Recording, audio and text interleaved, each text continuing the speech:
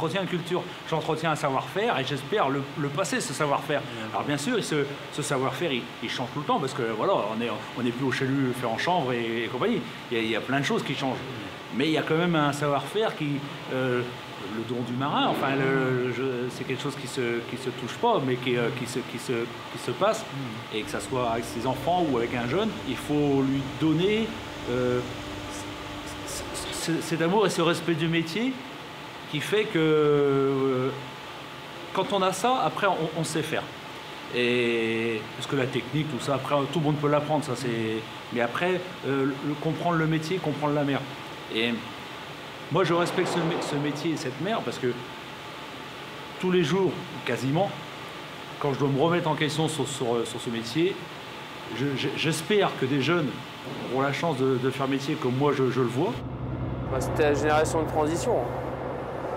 C'est la génération de mon père, c'est eux qui ont eu des subventions pour construire des bateaux, c'est avec eux que les quotas ont été mis en place aussi, c'est eux aussi qui ont vu la disparition des subventions.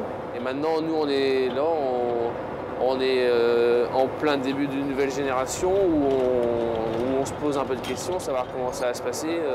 On n'a plus le droit de construire de bateaux neufs alors qu'avant, on leur donnait des sous pour qu'ils les construisent, qui était tant mieux, mais bon, maintenant, à voir comment ça va se passer, ce serait bien aussi que la part des choses soit faite pour que plus haut, les gens se rendent compte qu'on est quand même toujours là et que c'est pas avec des anciennes embarcations qu'on pourra faire en sorte que le métier évolue aussi. Il y avait quelques petits jeunes qui tournaient sur le quai, qui m'ont souvent demandé « Est-ce que je peux venir en mer avec toi ?» Bon, malheureusement, moi, ça serait que de moi, au contraire, pour leur faire voir comment ça se passe, hein, pour les sensibiliser au métier. Et bon, malheureusement, on ne peut pas emmener de passagers, c'est bien dommage, quoi. On voit quand même que les jeunes qui commencent à rentrer dans le métier, ils sont quand même intéressés. Il y a certains jeunes qui sont bien sensibilisés sur la chose, qui font bien voir que c'est quand même un métier de passion et un métier de recherche.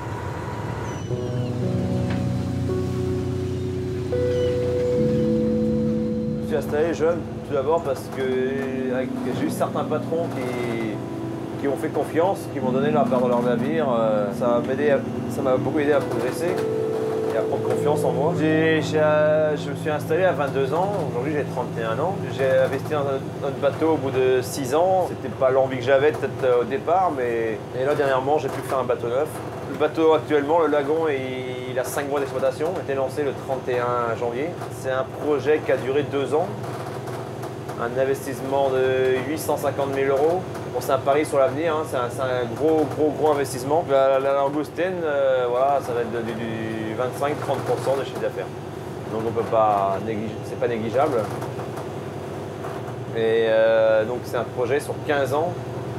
Donc voilà, c'est pas simplement un projet sur 5-6 ans, sur 15 ans, donc ça mène quand même assez loin tout ça.